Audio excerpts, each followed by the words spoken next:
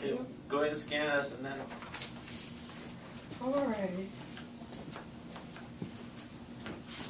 Okay. Next, David. Ready?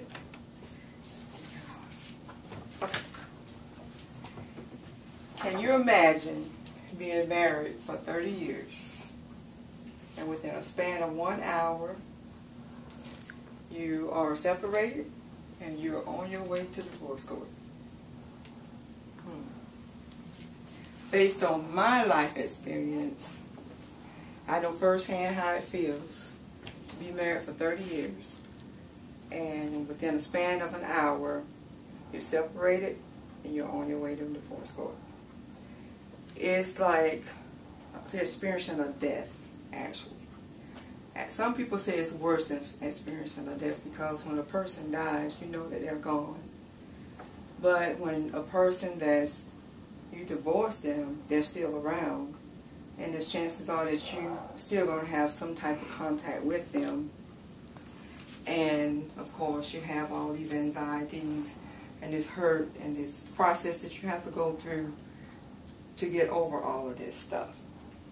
So what we want to look at, well, mainly I was looking at Christians, because there's been a lot of talk about Christian divorces, even though there's some controversial reports that's out there. But according to Barnard, and this is a Barnard report here.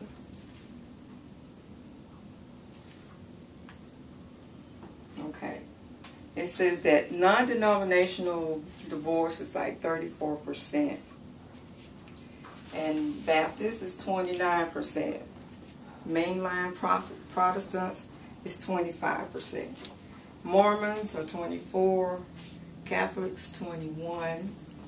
Lutherans are 21%. But then, on the other hand, his name is Stanton. He's from Focus on the Family.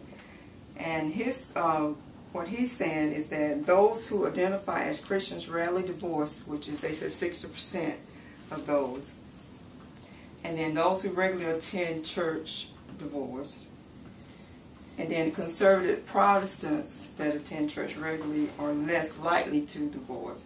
So we have some controversial issues going on there as far as report goes. But it really doesn't matter what about the report, how they report it, because each person, whether they're Christians or non-Christian, divorce is divorce. And the pain is still the same. Everybody go through the same process.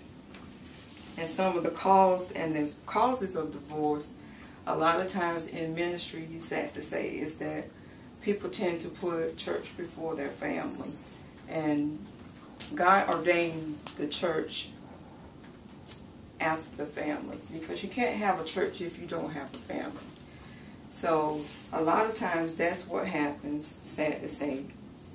And some of the effects of it is that children become rebellious because the parents are at church all the time. And I can go from my experience, not with them being rebellious, but there was a time where we missed games. We missed a lot of things that the children did because we were in church all the time. So it's something to learn from that.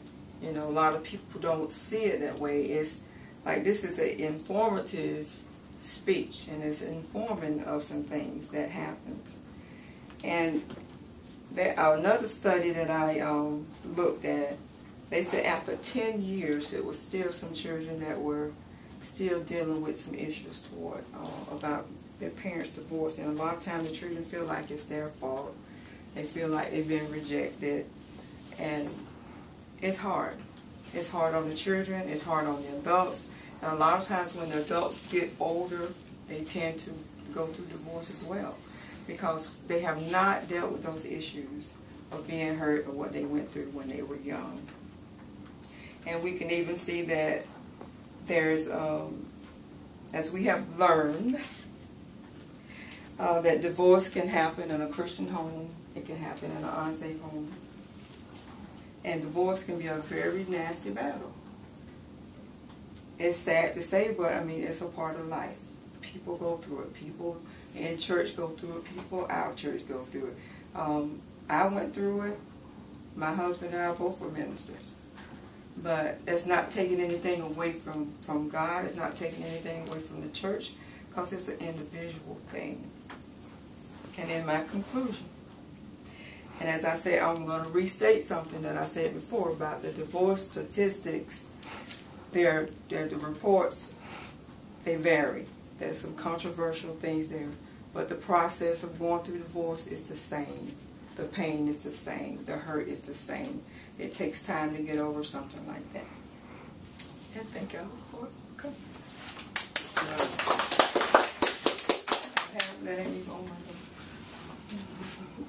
Did you learn anything? Huh?